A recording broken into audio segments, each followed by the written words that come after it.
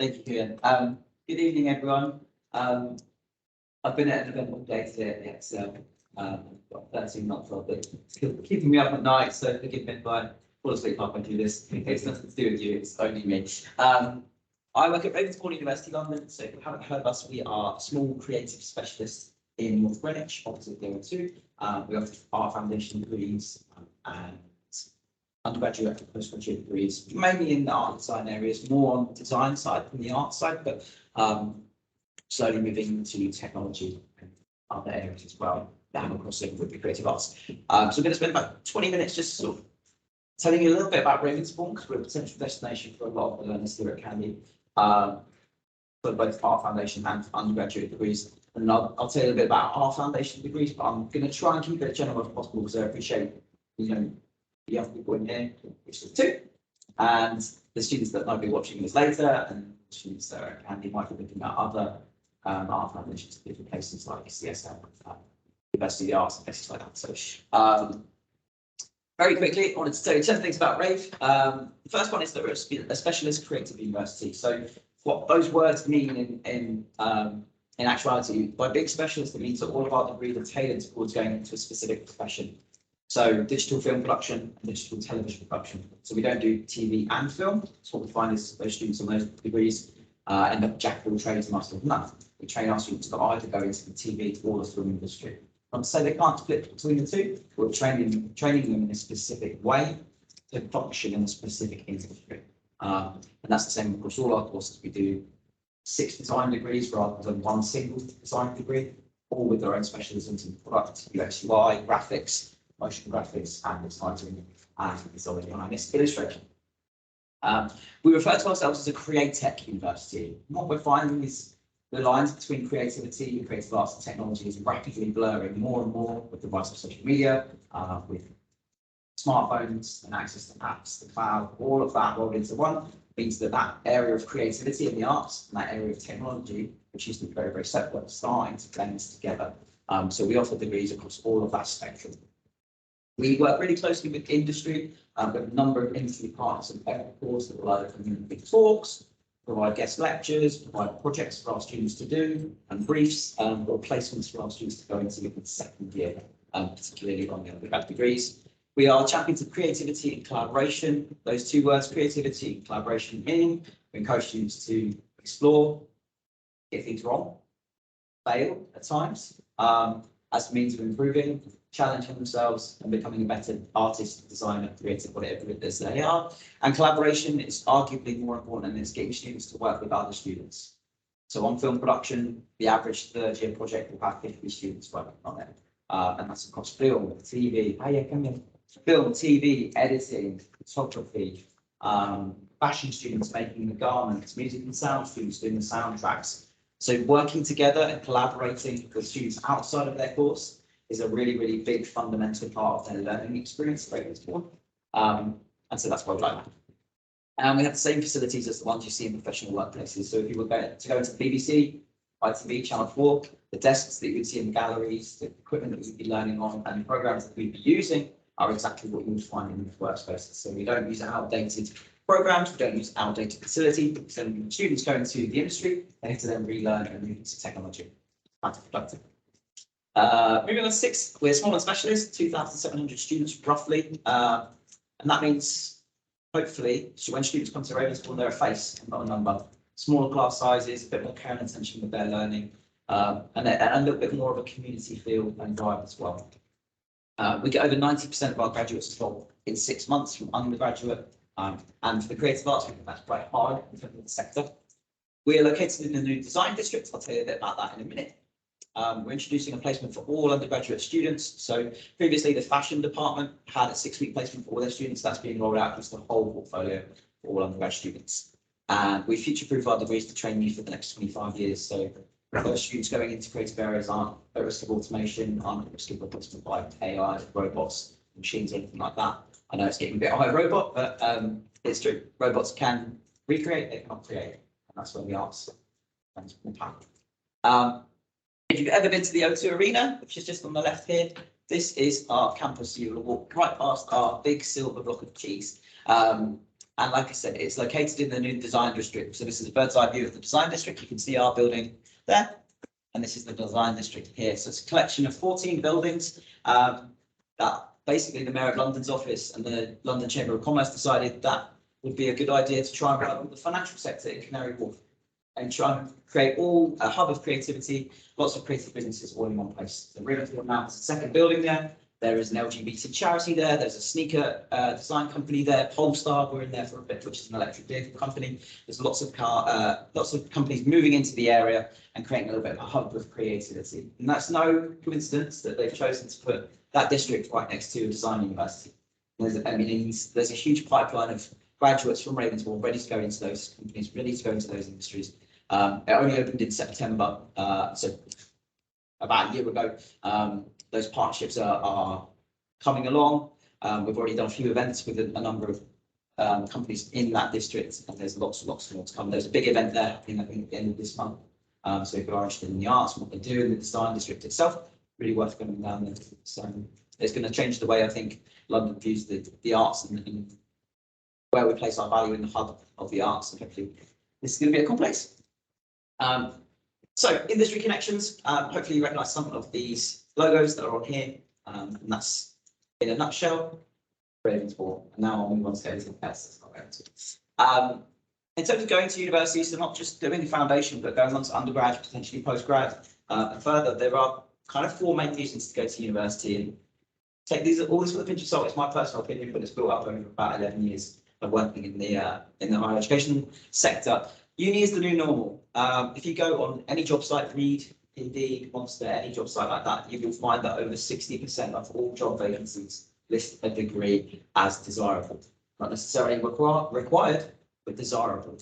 Which means even those jobs historically in the past that didn't need a degree to do, employers are now wanting university educated people to do those degrees. Which means that, for want of a better phrase, if you want a job, you've got to play the game now. You've got to go to university and get that degree. Even historically, you didn't have to, because when you go to those interviews, if you don't have a degree, you're up against people that do, and you're shooting yourself in the foot sometimes if you don't have a degree. So it's often for young people in their best interests to go to university and get their degree. And of course, there will be exceptions to that rule. Of course, there always will be, but generally speaking, uni is now the new normal for all of our young people.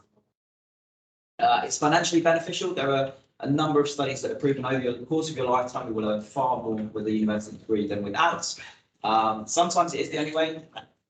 Kind of applies more to things like medicine and dentistry. You can't perform heart surgery without a medical degree, right? And I'm sure we wouldn't want people to do it without a medical degree. But sometimes to get into an industry, it is the only way to go and get a degree.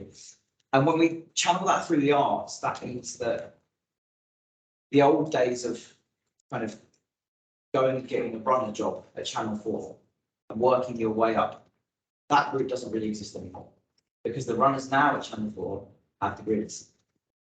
And that's the first job they can get in the industry. So that sort of pipeline has shut. Degree apprenticeships and apprenticeships in general. I could probably spend about an hour talking about how the government and how they destroy apprenticeships. But within the arts, apprenticeships are really, really hard to find. If you went into TfL, if you went into any architectural firm, any business firm, anywhere like that, the hospitality sector, the health and beauty sector, there are apprenticeships everywhere. But in the arts, not so much. I don't know why. It seems whether it's an employer thing, whether the system itself, whether companies just prefer students to go and get that 3-year experience first before coming in to full-term employment. I don't know, but there are degrees out there. Sorry, there are degree apprenticeships out there in the arts, but they are really, really hard to find. So we run a number at Ravensbourne that are linked with BT. We take about 10 students a year. To give them the scale of how big BT is, I'm going to be taking 10 students a year. It's really hard to get over 300 applications. So it's really, really difficult to get into the arts without a degree now. And sometimes it is the only way. And of course, on top of that, there's so many benefits outside just having that piece of paper, cultural, the social, I mentioned the financial, but just there's so many benefits to spending 3 years dedicating yourself to the thing that you want to do, the thing you love, not just from a developmental point of view, but just from a desire and hunger point of view, making sure that is the thing you want to do. dedicating yourself in your craft for 3 years and saying, actually, yeah, I do want to be a fashion designer, or I do want to be an editor. So yeah, like I said, there's more benefits than just that piece of paper that you get at the end of it, although obviously that helps. Very quickly on the sector, as he had alluded to, the pandemic has kind of kiboshed a lot of the arts. It certainly did about 2 years ago, 18 months ago. We're seeing a recovery. But the good news is 8% of all the UK jobs are in the creative arts sector. It is bigger than the aerospace, automotive and agricultural sectors combined, which you would never think. But the creative arts sector, when you take in film, TV, music, theatre, festivals, arts and heritage, culture, all of that stuff rolled into one, generates over 116 billion every year. So again, as much as our lovely government wants to dump on the arts and say it's not valuable, it absolutely is, even financially. I mentioned earlier that creative arts jobs are future-proofed, and technology is starting to expand the arts in new ways. So there are new careers that have been invented in the last couple of years that never existed 10 years ago, and there will be new careers invented in the next 5 years that didn't exist yesterday. Even if you look at the role of, I'm going to shudder, but I say influencer, that didn't exist 10 years ago, but now there are PR companies, there are agencies that all exist to take on influencers as clients, to pay influencers, to pay YouTubers, to pay streamers. And as much as it doesn't make sense to me as a millennial, probably doesn't make sense to some of the other people in here in terms of where that money comes from, how they get it, how they've earned it, what right they have to earn it. It's just the evolution of the world, how it works. These people get paid to talk about stuff now, which is mental. But hey, it's a new job role that didn't exist 5 to 10 years ago. Certainly not in the way that it does now. So the more technology evolves, the more we will see the arts evolving as well. And in response to that, anyone who saw Elon Musk rolling out his robot last week, which was incredibly scary, even that will create new jobs. That will create new ways of living, new ways of working, new departments within sectors, not just in the creative arts sector, but the technology sector as well. And it is the fastest growing. And most importantly, we've been here before. We had the financial crisis in 2007. I think most of the people who are my age or older will remember that. I'm expecting you guys to remember that. You're probably not 3. But after that, the only sector that doubled in size was the creative arts sector. Every other sector shrunk in the 5-6 years after the financial crisis. The creative arts boomed. Why? Because in times of crisis, everyone needs a laugh.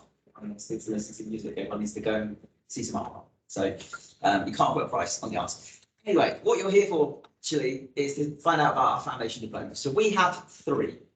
We have the design and media diploma, we have the fashion and textiles diploma, and the media production diploma. It is also worth mentioning that fashion and textiles and media production has 2 pathways within that. It's really confusing. But fashion and textiles, you can take a fashion design route or a promotion route, and in media production, you can take a printed media route or an animation and games route. So there's lots and lots of options within the foundation. Ravensbourne takes about 250 students every year onto our 5 foundation diplomas, 3 listed, but technically 5. And they are all based on our floor 8 in our building. So if anyone's coming to an open day soon or is planning to visit, you will see floor 8 is a massive open plan area, and the reason it's like that is basically to create what's called a studio culture. So a relaxed open plan space that students can connect, they can collaborate, they can work together, they can converse and be in an environment that isn't chairs facing a whiteboard. And not many of our spaces are able to follow like that. Design and media is what we call the general diploma. So those of you young people in here that maybe aren't sure what you want to do, or maybe want to keep your options open, or just want to expand your skills a little bit, I would recommend design and media. If you know you want to go into the fashion industry, take fashion and textiles. If you know you want to work in TV, film, animation, games, or anything that involves producing any kind of content, as in filmed content or music, sound, or anything like that, anything that's moving image, basically creative media production would be the one to take. What they are is a pre-degree level course to upskill you. And the reason they exist is because think everyone put their hand up in here that was doing A levels, correct? Gonna pick up one student. You know that. What A levels are you studying at the moment? Drama, film, and psychology. Okay, so let's focus on the film. Are you second year? Yeah. You're doing your A level final year this year. Okay. So on A level film, how many films have you made? I made one at the very beginning last year, and then I've written a screenplay for one that we're going to create. Short film. So if I was to give you a camera tomorrow Yeah. and say, you've got 2 weeks to make a music video, I'll see you in 2 weeks. Okay. How would you feel about that? It was scary, but Scary, right? And that is why the foundation diploma exists. Because the jump from A level into a practical, focused, creative degree is huge. So it can be really daunting. We see far higher dropout rates from A level students coming straight onto degree than we do from foundation BTEC level students, because the way you're taught, the access you have to facilities, the practical insight that you have isn't as great as being on a foundation or perhaps studying a BTEC. So that A level to the foundation diploma is just a stepping stone. And it's not something that should be viewed as a negative. It's just an extra year, and it's a rite of passage that most A level students take before they go to university to expand their knowledge, to expand their skill set, particularly their technical skills. And it upskills you and not only makes you feel like you're ready, but it kind of pushes you to the top of the league, as it were, in terms of getting into competitive universities. If you have a foundation, it goes a long way. Ravensbourne is semi-competitive. We have some courses that are very competitive, that are maybe 1 in 5, 1 in 6, 1 in 7 chance of a place. We have some that 1 in 2, 1 in 3, maybe even if you apply, who knows. But doing a foundation diploma will increase your skills over the course of a year, because you're doing the one kind of thing that you want to do all the time, all day, every day. So you were doing film, what was it, drama and psychology. Yeah. So drama, we can argue there's a tangible link in there because of script writing, stuff like that. Psychology, maybe not as relevant, particularly if we're going into the arts. So that's the point of the foundation diploma, is like, chop out all the things you don't need to do anymore. Let's just focus on doing fun stuff and creative stuff for a whole year, and then let's see where you are next year. Okay. And this is all it is. It's an extra year of exploration, experience, development, and you know, for 18-year-olds, it's an extra year to really nail down what you want to do. Very, very big decision at 18 to say, okay, well, do you want to be an architect or do you want to be a graphic designer? Yeah. So it's allowing you that year to explore your options more, to do your research more, to develop the skills that are going to help you into first year, hitting the ground running, rather than hitting first year, getting given a camera in your first term and saying, okay, you've got to do a music video. Okay, how do I get actors? Don't know. How do I write the narrative? Don't know. Who's going to edit it? Don't know. Right. So it's that drip feeding throughout the year on foundation that will make sure that when you come onto first year, whether it's at Ravensbourne, whether it's UCA, Falmouth, wherever you decide to go, you are ready and you are experienced. And when you come in that first year, you know exactly what you're doing. You're probably one of the most experienced people on that course already, which goes a long, long way. And as well as that, you get exposure to new techniques, machinery, and styles. So, sorry, I'm going to pick on you again. If you're talking about film, how much exposure have you had to a program? Yeah, so Photoshop, InDesign, Illustrator, Premiere Pro, Audition, any of those? Premiere Pro, maybe. Okay. Yeah, that's the one I'd expect if you've done it. So the Adobe suite is pretty much those 5. I might be missing one. They are the lifeblood of all creatives, pretty much. Adobe don't quite have the monopoly on creative arts education, but they pretty much do. But they're good at what they do. And at Ravensbourne and probably most other universities, having expertise in those programs is fundamental to your success. And that is another part of what the foundation diploma does. It shows you Photoshop, and it shows you InDesign and Illustrator, and says, okay, let's start figuring out how to use these programs. Because once you're program literate, everything else falls into place. You know, once you know the hotkeys and once you know the shortcuts on Premiere Pro, suddenly the prospect of editing a music video together in 2 weeks doesn't sound as scary because you know how to use the programs. That's part of what the foundation does. So new techniques, new machinery. We have a prototyping lab at Ravensbourne, an atelier, which is a fashion house. We have editing suites of Dolby Atmos surround sound. We have a TV gallery with live broadcasting potential, all of which probably doesn't exist at a lot of sixth forms all around the country. So having that access to that new machinery, learning those new pieces of equipment go a long way as well. And new styles, new ways of thinking, new ways of approaching your education from a practical standpoint as opposed to an academic and analytical standpoint. And one of the comparisons I like to make between those students that are finishing their A-levels and those students that are finishing their foundation diplomas, that if we take a film like Joker or Batman or anything like that, an A-level student will be able to tell you what's going on analytically. Foundation diploma student will be able to tell you how it was made. Foundation diploma really from A-levels will be able to tell you everything. If they've done the A-level, they can talk to you about the analytical side of things. They'll also tell you how to make it. So having that marriage between those two is really, really important. To break it down term by term, just very, very quickly, the first stage is exploration. So we introduce you to Adobe, that I was talking about. You get lots of insights into technical skills, so drawing, conceptual thinking, stuff like that. Drawing is a huge, huge part of all the foundation diplomas. So, and I can't draw photography, and every time I've told a tutor that at Ravensbourne, you've gone, it's not because you can't draw, it's because you haven't been taught. So apparently anyone can learn to draw. And there are subject-specific tailored projects to introduce you to either the subjects that you're interested in or the subject that you want to go into and then study at undergraduate level.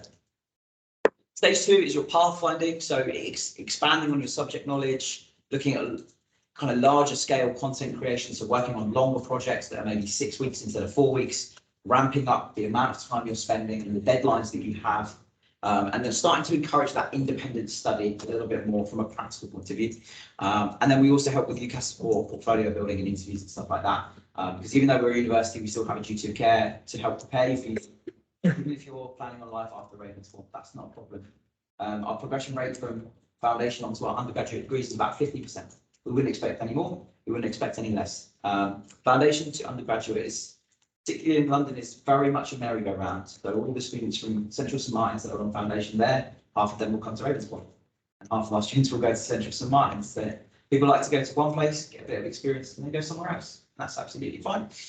We love to keep you and we love you to stay because you know the building, you know the teachers, the facilities, and you're familiar with it. But if you want to fly them, that's fine. We'll give you all the help and support able to do that. So every student will complete a UCAS application to help support their transition to undergraduate the following year. So we'll be looking at 2024 entry following your foundation. So then stage 3 is your expression phase. So this culminates in your 7-week final major project. That's what FMP means. And it will coincide with an exhibition of work that coincides with our degree show. So don't know if anyone came to it in the summer, but Ravensbourne basically turns into Disneyland late June, July, and all of the work, all of the courses, including foundation and undergraduate, is just on display for everyone to see. We have a private viewing with employers and friends of the university on Thursday, and then it's open to the public Friday, Saturday, Sunday, and we have our open day on Saturday. So next year that will be probably late June 2023.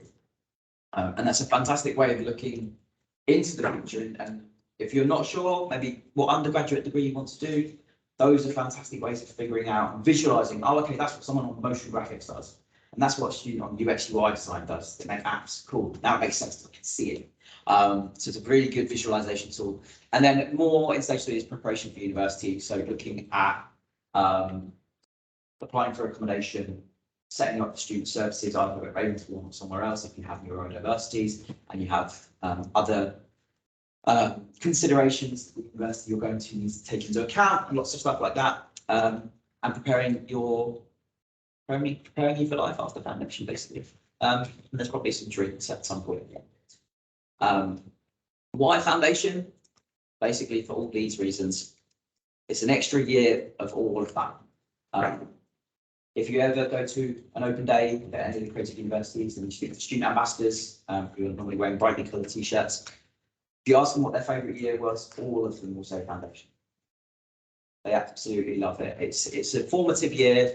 You are, for a lot of you, you're 18 for the first time. You're able to do what 18-year-olds do for the first time. And you're in an environment that encourages you to do that, to think for yourself, to think freely and creatively, and to not follow a curriculum that's quite hamstringing, like the A-level curriculum can be at times. And to have that freedom for once, because you've done GCSEs, which is very much write this way, do this thing, analyse this, and then it's A-level, which is more of the same. Then we get to foundation, and it's like, what you mean I can draw human body if I want to, and I can write experiments. And so it's all of this to make your mind up, to mature a little bit, to get feedback on your work and grow creatively. And if you do it at 18, it is free. So as long as you go straight from your A-levels into foundation, it's free, you don't have to pay for it. As soon as you hit 19, you have to pay £5,000. Make sure you do it at 18. Again, thank our lovely government for that. And again, it's an extra year before you hit the real world. But it's an extra year, just everything. It's great. How to apply? If you are looking at applying for Ravensbourne, then you can apply directly to Ravensbourne Foundation.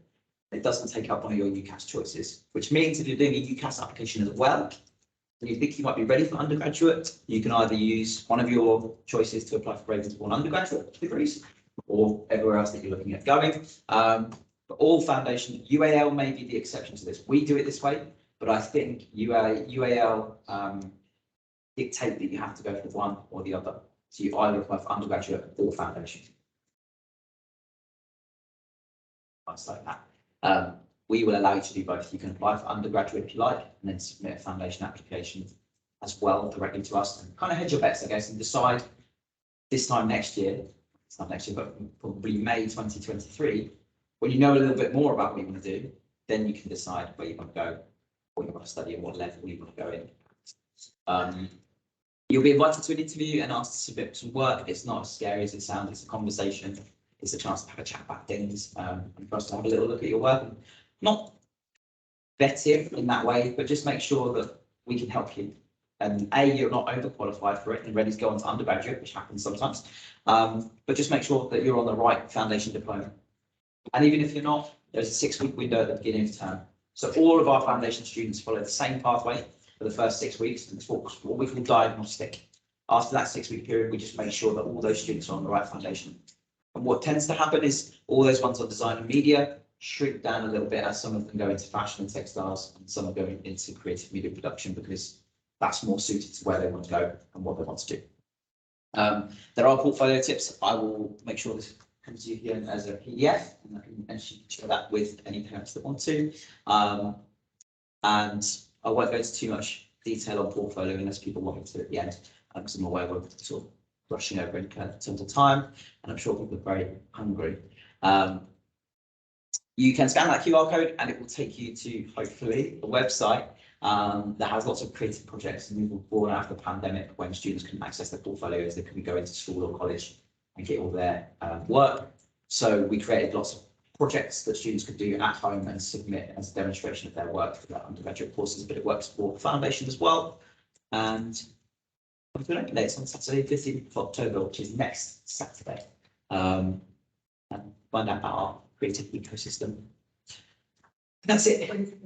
I'm sorry. Yes, Saturday, 15th of October. And when I send this to you here, I'll hyperlink that so it takes the correct page on the website. There is another one in November as well, if you can't make that one. And if you can't make either, all our content is on demand because of the pandemic. One good thing about the pandemic was putting stuff on demand. Do you have a question? Days a week as a foundation. So it's between 2 and 3. What we have done this year is we have consolidated all our timetables into one monthly manageable timetable. If anyone remembers those ocean finance first. No, sorry. Basically, what happened in years gone by is that you would have sporadic lessons, maybe across 4 days, 2 hours on a Monday, 3 hours on a Tuesday, stuff like that. We've condensed it to 2 full days, possibly 3. I think the foundation might be in 3. And that leaves you 2 full days to get a part-time job, stay at home, caring responsibilities, stuff like that. So it's a little bit more consolidated for you. And what days that will be, I can't tell you. That changes year to year. Art and textiles, and then you have to switch to like creative media film. You have to do another portfolio there. No. So the whole point of that first 6 weeks where you're enrolled on foundation is to make sure that what you're going to be learning in the next 12 months aligns with what you want to do after those 12 months. Okay, so your portfolio, when you go for the interview, this has to be directed to what you want to do. No. The requirements and what we would expect to see for a foundation portfolio is very, very loose. So if you're applying for, I say that for fashion and textiles and creative media production, we'd probably expect to see something within that realm. But any work, to be honest, is fine, because a lot of our students come from A level and often don't have that much practical work to show. So anything is better than nothing. And we're coming out of, you know, a 2.5 year period where at some point students didn't have anything to show. But what I would say is, and just going back to the advice, just think of it as your visual CV, and all we want to see is what you've done, how you've done it, and what you want to go into in the future. And where is the one that I want? This one, final images only, no. What we want to see in a portfolio, regardless of whether it's foundation, undergraduate, postgraduate, is we want to see your process. So we want to see you take a brief, understand it, respond to it, do your research, do your mood boards, come up with some initial designs, some concepts, redesign it, experiment with it, develop it, and then show the final design. It's just that life cycle of a project. And that's the same as whether it's for film, whether it's for graphic design, whether it's for fashion. The process realistically is always the same. Start at point A, go to point B, C, D, E, and then look at F or G, or however many steps you take in the process. So what's actually in the content doesn't matter, but what we want to see is your process and how you got from point A to point X. Yeah. Yes, question? In the portfolio, do they tend to just like project work, or what about like small notebooks that you just have with like random things in it? So generally, and it works up there, but it doesn't work on the screen. That comes down to this question: how is your portfolio going to be viewed? Every undergrad course is different. Every foundation interview will be different. So you need to prepare your portfolio for any circumstance. So for one interview, you might be asked to go in and then look through your work there and then.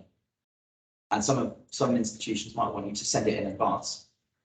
So if you're just sending loads of images in advance with no context and there's no annotations and there's nothing for me to look through and there's no structure to it, I'm going to open your portfolio a day before your interview and be like, I don't know what I'm looking at. So you need to construct your portfolio, build it as if someone is going to look at it without you there.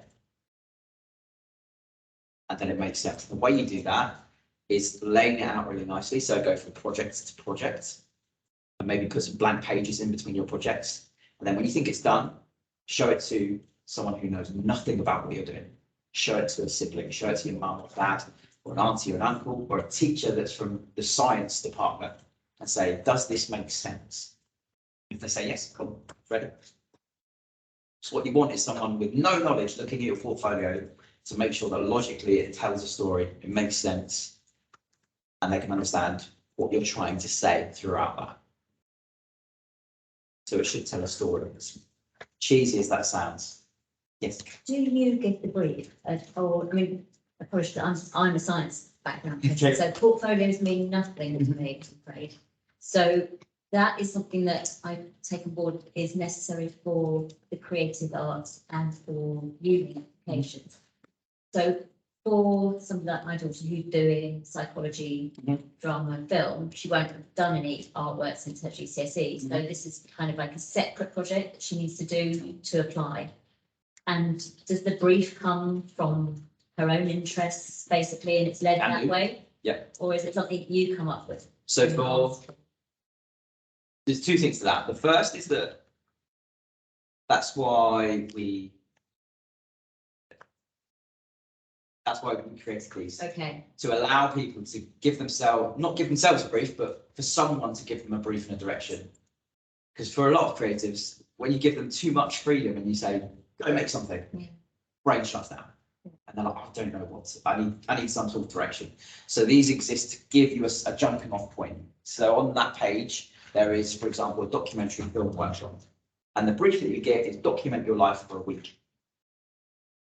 And how you respond to that can be completely different. You can document, you know, your morning routine, you traveling to college, what you do when you get home in the evening, how you wind down at night. So there's loads of ways to respond to it, but just by giving you that starting point, gives you something to go off.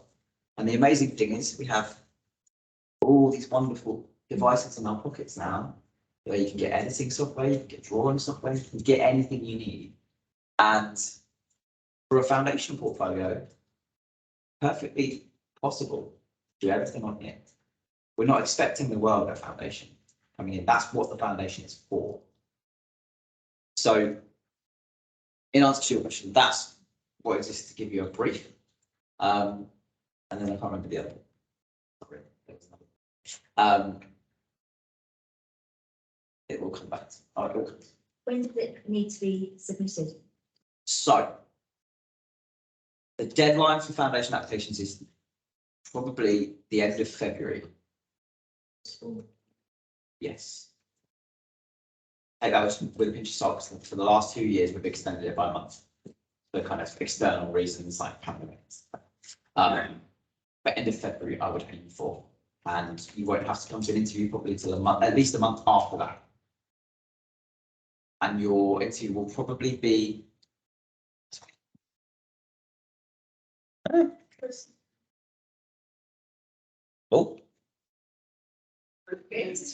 Broken it.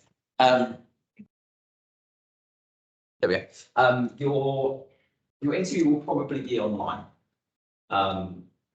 We're starting to move back to face-to-face interviews for undergraduate, purely because on things like the fashion design course, which is incredibly competitive, it's so important to feel garments, to touch them and be tactile with them, which you can't do virtually. So they're starting to move back to face-to-face interviews, but foundation don't necessarily need to be in person. We're not going to make you spend £10 and trek across London just to come and have a chat that can be done over Zoom, and we can review your portfolio in advance. So I would imagine your foundation interview to be online.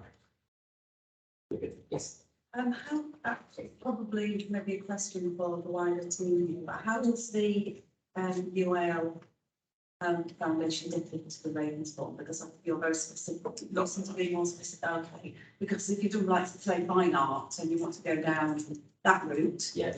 that's quite focused around media, for example, whereas That would be the only, if you've done the UAL level 3, that would be the only suggestion for taking the foundation with us, is to recalibrate yourself. Take yourself from an art-based experience into a design or a media production-based experience. okay. That makes sense. If you've done the UAL level 3, chances are you're probably ready for undergraduate. What's UAL level 3? Oh, that's with you. No, I'm just talking about a foundation at UAL. If Oh. you're deciding where to go to do foundation, you could either go down this route or you could do the UAL foundation course. Yes. So I'm just wondering what the differences are. Oh, okay, sorry. Sorry, I didn't. So there's a level 3 qualification that is equivalent to A level, that is run by UAL. Oh, okay, no. A it's lot of my different BTEC foundation colleges can course. run that, that's right, I'm sorry. How ours will differ? Institutionally. So UAL will have a very different environment to Ravensbourne, and that is a factor for a lot of people.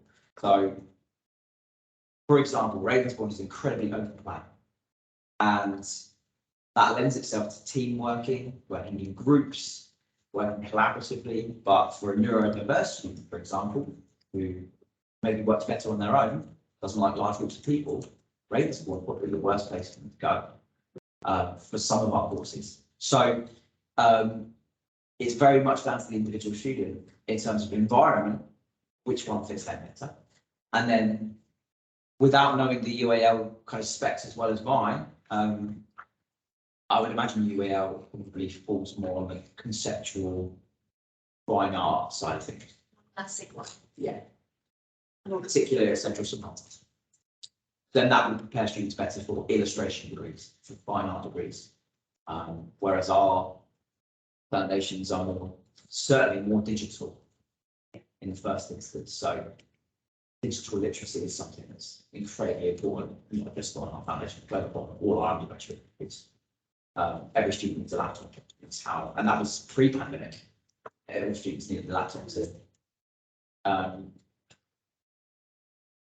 not just in class but out of class, working remotely, but also working on the go. It's the sort of the introduction to life as a freelancer, I guess, and encouraging you that any place in the workplace.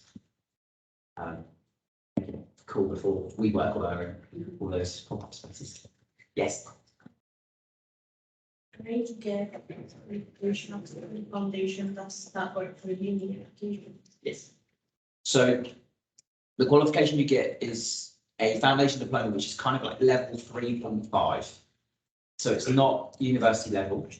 So first year of undergraduate is what's classed as level 4. So it sits underneath that, which means, and that's why it's so important to go at 18, because you cannot access tuition fee loans or student finance. So a lot of students will opt to do their foundation locally because it's cheaper travel wise. I speak to students every year that at different schools around London that are like, I want to go and do my foundation in Leeds, and I'm like, okay, how are you going to pay for that? Because you can't get loans. Your bank, mum, dad pay, cool. But generally, you need to stay fairly local to do your foundation because unless you're from a low income household, there's not that much financial support available to you other than family. So doing it at 18 ensures that the course itself is free, and then all you have to worry about is your travel. And I think moving to a 2-day system that we started this year, so 2 days a week in Ravensbourne, is going to help with that and reduce the costs on the student rather than having to get them to come in 4 days a week sporadically. 2 full days, your travel costs hopefully are reduced. And it's why a lot of students, particularly maybe the home counties like Surrey, Kent, Essex, will opt to do a foundation diploma at their local college because they can walk, pick a bus, and it's more accessible. That's what their focus is, on the accessibility rather than the kind of prestige of going to Central St Martin's or the convenience of getting on the Jubilee kind of thing. Yeah. When it comes to like personal statements, does it have to be specific to the foundation, or should it just be the same structure as when applying to an undergraduate? So for foundation diplomas, you don't need to submit a personal statement. We like a little bit of writing from maybe 150 to 200 words. There's nowhere near as of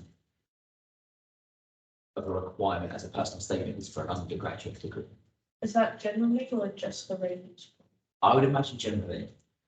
I can't speak for other institutions, but I would imagine for their foundation, you wouldn't need to submit, certainly not in the same way, personal statement. There may be writing requirements of some sort of body of work, a little short project or an essay that you might want to submit to them, but I can't imagine they'll require a personal statement. And again, can't speak for other universities, but for Ravensbourne on undergraduate, your portfolio is far more important. Your practical work, your talent, your ability, your vision, and your what's in there is far more important to us than the words you can write. Personal statements are amazing for engineering, science, law, courses where medicine, and a lot of courses where for those universities, that's the only thing they use to decide whether or not you get a place. Whereas we have far more things that we can use. We have an interview, we have a portfolio. So we get to know you far better those ways than we do from 400 forced words that you typed over there on a lunch break, struggling to talk about yourself because we all struggle with that and talking about ourselves positively, and that's how you're supposed to write a personal statement. I did this and I really liked it, and I did a week's worth of work experience at a farm shop, and somehow that's relevant. Will Canby be providing students with a list of places where they can do an art foundation in London? Because it's quite hard to find that information in the same place, so it'd be a bit expensive to Yes. get that. Off the top of my head, there are a number. There are us, Central St Martins. I think Middlesex claim they're in London. I think they're right up in North London somewhere. I think they ran a foundation. I think Morley College run a foundation, but they have multiple sites. There's somewhere in West London, nothing foundation. And they will be all general and further education colleges. There's only a handful of universities that will run a foundation. And I think to candidate foundation, is that right? For the art. You don't do an art I foundation. thought, one of the art teachers told me they did that at the other campus. The Holloway campus. Is Holloway we do the BTEC Northern Collections. Oh, okay. But glad to check with you next year. Because as I know now. But we'll move on with the list. So basically foundations you can find at the university or further education's college, like for example. But I think I will make a list of this and can send you. That's why I asked for your information, email of yes, that one. So later I will send information, the slide, some tip for the portfolio, and also the list on the foundation course for you.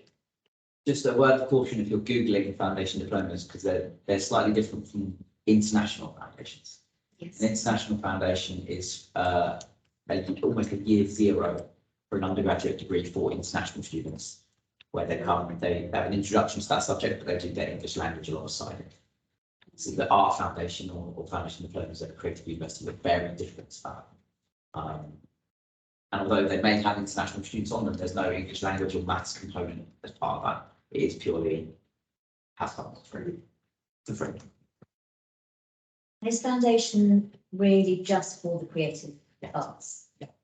There's nothing else, no other university subjects, no other kind of further education. So medical schools have their exams and their kind of entrance tests, same as Oxbridge and Cambridge, and creative arts generally has the foundation.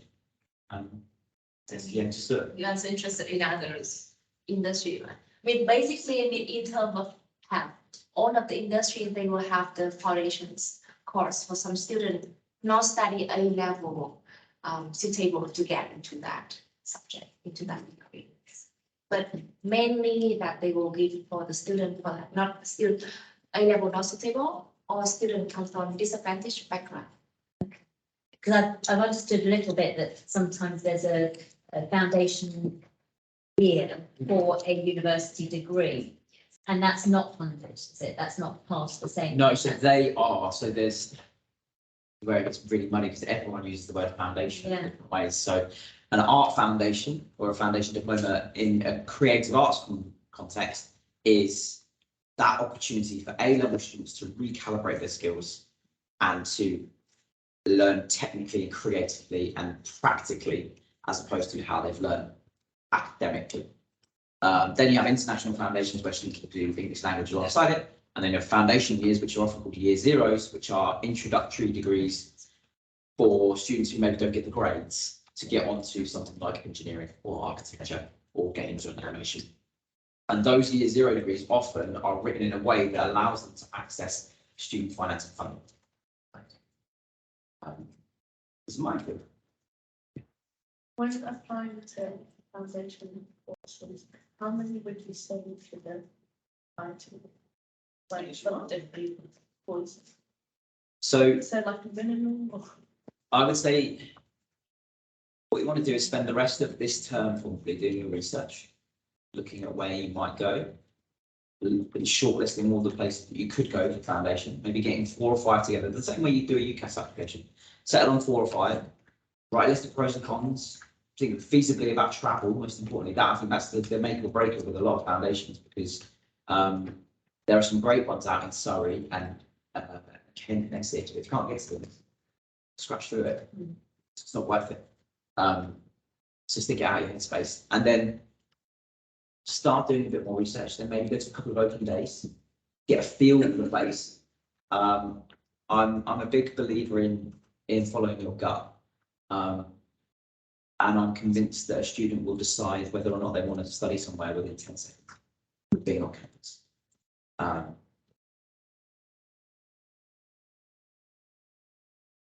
the hard ones, the hard ones, particularly in the arts, because we're all Yes.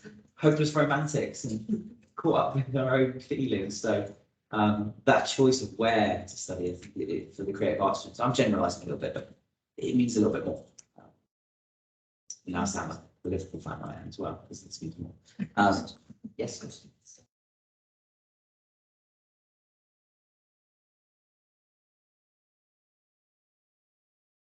Yeah, so you'll have a predicted grade for your foundation diploma, the same way that you do for your A levels currently this year.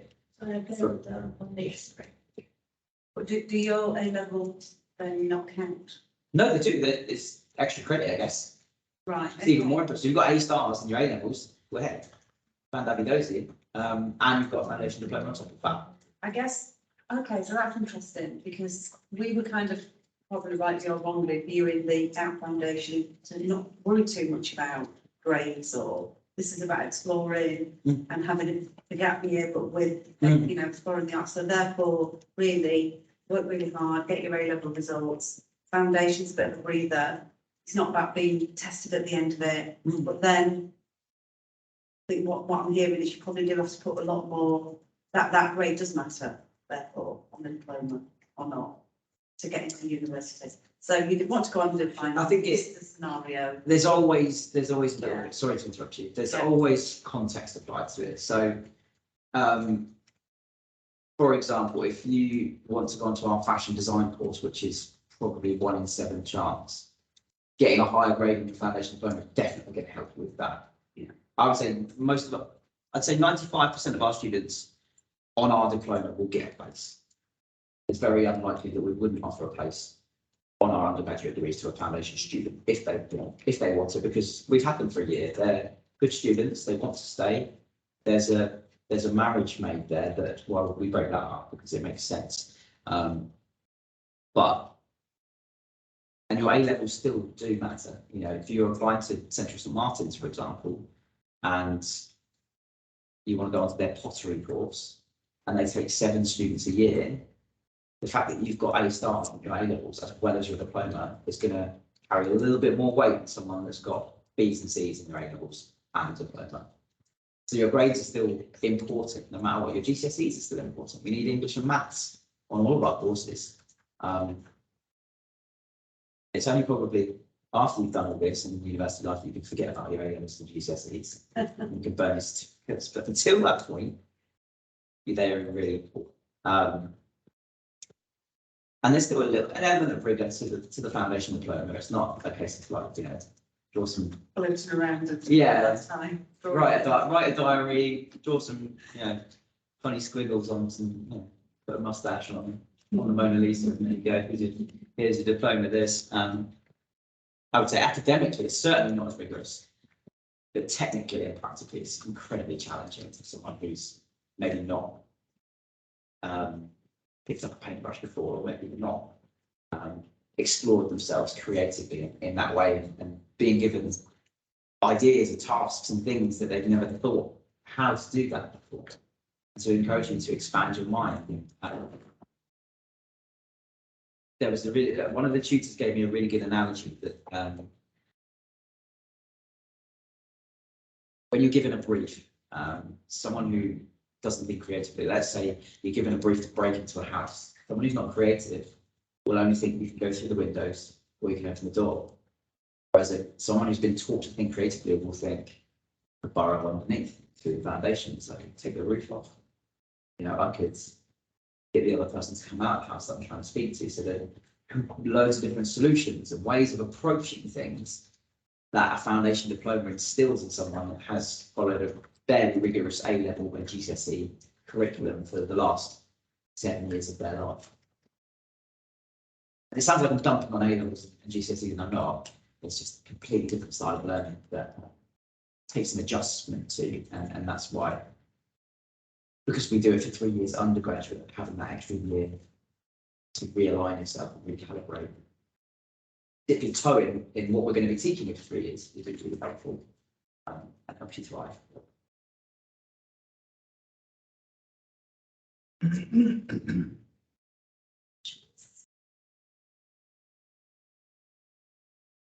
extracurricular things that you do at the uni? Is it all going to be, I mean, obviously creative, extracurricular stuff, but is there anything else? Do you expand that into physical sports kind of activities, or is there? So in terms of sports, we're fairly limited because we're in North Greenwich. We have a football society, we have a basketball society because one of the new design district buildings has a basketball court on the top of the building, which is pretty cool. So we have around 15 to 20 societies, and as a small institution, that's probably to be expected, I think, because you need 4 people to start a society. So there was a failed hummus society last year that only got 3 people. Yeah, they were devastated. So we have what's called the United Nations of Ravensbourne. So our student body is 50% BAME. And we have students that represent from all over the world, from South America, from North America, from Asia, Middle East. And they basically hold like a little kind of weird parliament, and they just encourage students from different countries to come along and to just have fun and explore culture and stuff like that. But I would say that the vast, and this more applies to undergraduate, but the vast majority of students aren't that interested in the extracurricular because they're far too consumed with their work. We have a kind of work hard, play hard mentality, and you wouldn't guess it when you walk around the building, but you know, we're very different to those kind of big general universities. Like if you went to Southampton or you went to, Leeds or Sheffield or Nottingham-Trent, you'll be going out for nights a week and getting levered. Maybe not, because I think we Gen Zers are a bit more screwed on than I was. But Ravensbourne isn't really like that. Students are seeking the party life. They are really interested in grinding and getting a job. And in terms of the focus that they have, there are 3 angles to it. There's all the work they need to complete for their degree. There's all the work they need to complete for everyone else's degree, because they're always being asked to do stuff. If you're a photographer, you're going to be asked to go on fashion shoots, do behind the scenes photography for someone's 3rd year film. So there's always other people saying, "Well, can you do this for me? Can you help me with that?" And that creative community and that idea of almost that Burning Man of idea of like reciprocity and like you help me, I help you kind of thing. And then there's everything that employers ask them to do, and whether that's employers coming in and setting briefs and challenges and getting an internship and work experience and doing 2 days a week in an ad agency, or preparing stuff for competitions. So a lot of our design students go into competitions, and that's a big connection with employers. So we were very lucky last year. The adults in here would have heard of Copperbird, Swedish cider. If anyone's picked one up over the summer, you will have noticed a limited edition bottle that was designed by one of our students. It was a competition only for our students. And a lovely man called Ben Mackay, who was a mature student, who was an actor, who was in Hot Fuzz. If anyone remembers Hot Fuzz, and the chap with like the purple shell suit, that was Ben. Had 2 kids, decided he didn't want to be an actor, came back and did a marketing degree with us and won this competition in 10,000. And that's just one example of the opportunity that students get at Ravensbourne, and the industry connections that they make are incredible. A lot of our students are working professionally by the end of year 2. We have had fashion students that have taken secondment years in Paris for a year and suspended their studies. We have 3rd year TV students that are working for Channel 4, BT Sport. So there are pockets of success going on everywhere before the students graduate. It's a great place to come and talk about, because there's so much good stuff going on. So I think it's the best to come for an open day. And after today, we'll send you a list of others foundations that start to solve this and try to go to the open day. And of course, your class application, you still can do it at the same time for the foundations. But at the end, you can decide which one you feel you're most ready to get into. And undergraduate for the art is competitive. You still have the high chance if you have good portfolios. Otherwise, today's Leah has shared with you a great tip about how to make the portfolio, and after today, we'll share this with you. Okay, so any final questions, because as a bad time? I'll hang around for 10 minutes afterwards if people have some maybe more personal questions that they didn't want to ask me about people or anything like that. Let's do that. I guess just one final piece of advice for the parents. Gen Z are far more switched on than my generation was in the generation before, and they're far more intuitive and in touch with what they want to do. And I think there's a tendency for parents to sort of recoil at the thought of the arts and getting a job at the end of it. But they will be fine, and it's a perfectly good career path. And if I had £1 for every time I've seen students coming into a postgraduate degree in design management, fashion management, that has gone and done biomedical science or engineering or law, and then worked for 2 years and decided it's not what I want to do, I'm going to spend £17,000 on a postgrad in the thing that I wanted to do in the first place, I'd be a rich man with all those consequences that I have. So trust them, they know what they're doing. But I will, yeah, I'm going to continue. Great, thank you Lee, so much. Just for final, so okay, I just get to introduce my name. So my name is Hui and I'm careers advisor here. So at the team we have we have 3 career advisors and 1 career managers. So if any of your choice after today want to have the chat with us to know more detailed art foundations, consider art foundations, undergraduate, discuss about with us about different choice, personal statement, UCAS applications, please come to see us. For the UCAS applications, deadline will be in the 25th January, and for that course will be in February. And most of the foundation course will be February, March for the foundation course. And we expect that the students come see us for UCAS applications around November, December, so we can have more time to give you advice, personal statement for different your choice, rather than you rush in the last minute of January. Otherwise, in January, you will see the queue 3 hours. So come a bit early with us. We can have more chat about this. If you are even not really sure what direction you want to go into the art, come to talk with us, and we can have more discussions on this. Okay. Thank you so much. If you have any personal questions, can ask Lee and us today. Thank you.